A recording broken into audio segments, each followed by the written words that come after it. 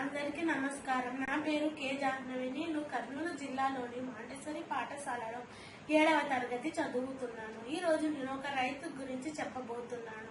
అది ఒక పల్లెటూరు. ఆ ఊరిలో రాఘవయ్య అనే ఒక రైతు ఉండేవాడు.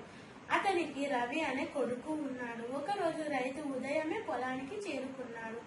అక్కడ ఒక చెట్టు కింద రంధ్రం చూసి రైతు ఇలా అనుకున్నాడు, ఈ రంధ్రం ఎలా వచ్చింది అని అనుకున్నాడు. అదే సమయానికి రంధ్రంలో నుంచి 5 తలల నాగుపాము బయటకు వచ్చింది. అప్పుడు రాఘవయ్య, మీరు నాగమ్మ, మీరు మా ఇంటి కులదైవం, అటువంటి మిమ్మల్ని ఆకలితో ఎలా ఉంచుతాను అని అనుకున్నాడు. అప్పటి నుంచి నాగదేవతకు కంచెం నిండా పాలు తీసుకొని వెళ్లి పెట్టేవాడు. అలా సాయంత్రం తిరిగి వచ్చేసరికి రంధ్రంలో ఒక బంగారు నాణ్యం ఉంటుంది. అలా కొన్ని రోజులు గడిచాయి.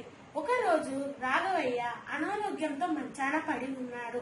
అప్పుడు తన కొడుకు రవిని పిలిచి, నాన్న రవి, మన పొలంలో ఒక చెట్టు కింద రంధ్రం ఉంది, అందులో నాగదేవత ఉంది, నాగదేవతకు పాల కంచం తీసుకుని వెళ్లి పెట్టిరా నాన్న అని చెప్పాడు.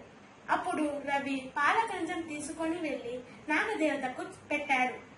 అలా దూరంగా ఉన్న చెట్టు వెనకాల దాపుకొని చూస్తూ ఉన్నాడు. అప్పుడు నాగదేవత బయటకు వచ్చి పాలు తాగుతుంది.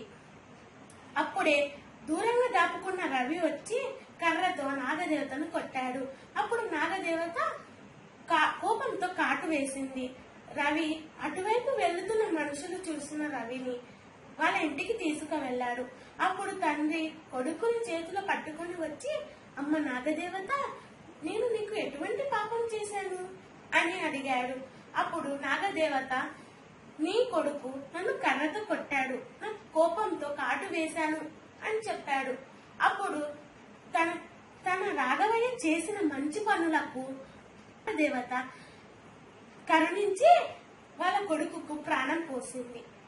ఈ కథ ద్వారా మనకి తెలుసుకున్న నీతి ఏంటంటే, ఆశ పడాల కానీ అత్యాశ పడకూడదు. అది మన ప్రాణాలకే ప్రమాదం.